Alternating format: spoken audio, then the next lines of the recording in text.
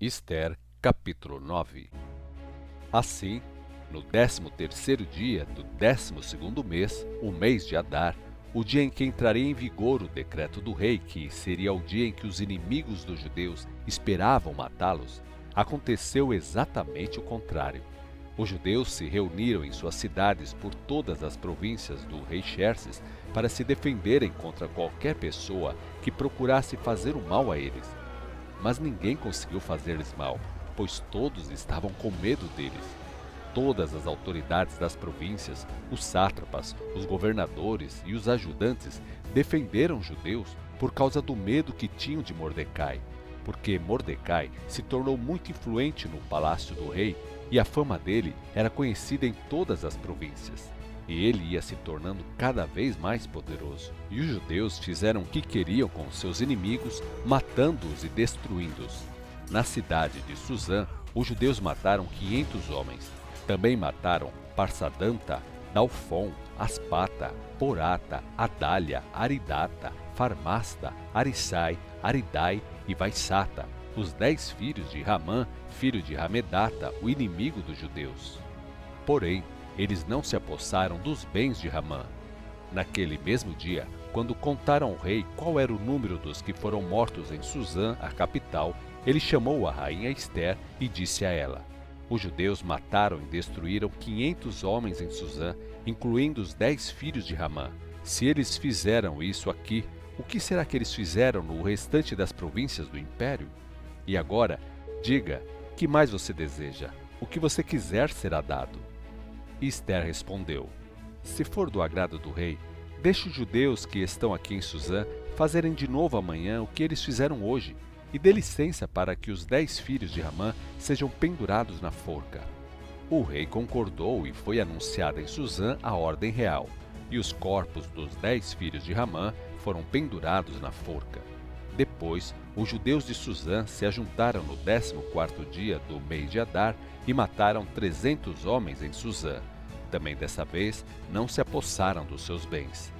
Nesse meio tempo, os outros judeus que moravam em todas as províncias do rei Xerxes se ajuntaram para proteger as suas vidas e destruíram todos os inimigos, matando 75.000 dos que odiavam os judeus.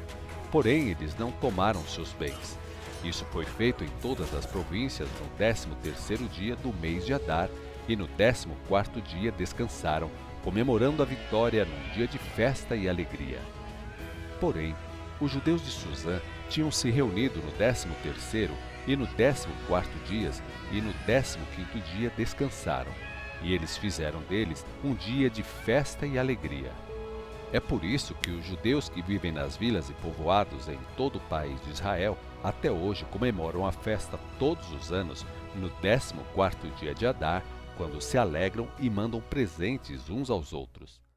Mordecai registrou todos esses acontecimentos e enviou cartas para os judeus que moravam perto e para os que moravam longe, em todas as províncias do rei Xerxes, dando ordens a eles para declararem como feriado anual o 14º e o 15º dias do mês de Adar e comemorar com festas, alegria e presentes para os pobres este dia importante da história dos judeus, pois eles se livraram dos seus inimigos e sua tristeza se transformou em alegria e o choro num dia de festa. Então, os judeus aceitaram as ordens de Mordecai e começaram esse costume que se repete todos os anos como lembrança do tempo em que Ramã, filho de Ramedata, o Agagita, o inimigo dos judeus, tinha planejado destruir o povo judeu, escolhendo o dia de destruição por meio de jogo de dados. Mas quando Ester foi dizer isso ao rei, o plano maligno de Ramã se virou contra ele mesmo, e ele e os seus filhos foram pendurados numa forca. Por isso, essa festa tem o nome de Purim, porque Pur é a palavra que se usa na língua dos persas. Todos os judeus em todo o reino concordaram em começar esse costume e passá-lo aos seus filhos e a todos que se tornarem judeus. Eles prometeram que nunca deixariam de festejar esses 2 dias anualmente, conforme Mordecai havia escrito. Seria um acontecimento anual que passaria de uma geração a outra, comemorado por todas as famílias em cada província e em cada cidade. Desse modo, A lembrança do que havia acontecido jamais seria apagada pelos judeus. Nesse meio tempo, a rainha Ester, filha de Abiail, escreveu uma carta junto com Mordecai para confirmar a primeira carta, em que recomendava comemorar todos os anos a festa de Purim. Mordecai enviou cartas a todos os judeus das 127 províncias do rei Xerxes com palavras de boa vontade e encorajando os judeus a confirmarem esses 2 dias todos os anos como a festa de Purim, conforme fora decretado pelo judeu Mordecai e pela rainha Ester. Esse decreto valia para eles mesmos, para todo o povo judeu e para os seus descendentes, e incluía também orientações em relação ao jejum e à lamentação. Assim, o decreto de Ester confirmava essas datas e foi registrado num livro. Ester, capítulo 10. O rei Xerxes ordenou a cobrança de impostos a todo o seu império, até sobre as distantes ilhas do mar.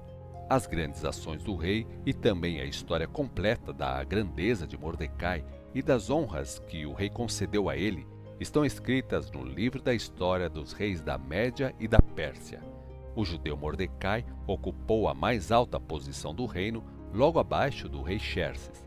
Ele era, sem dúvida, muito importante entre os judeus e todos os respeitavam porque trabalhou para o bem do seu povo e procurou a prosperidade de todos os judeus.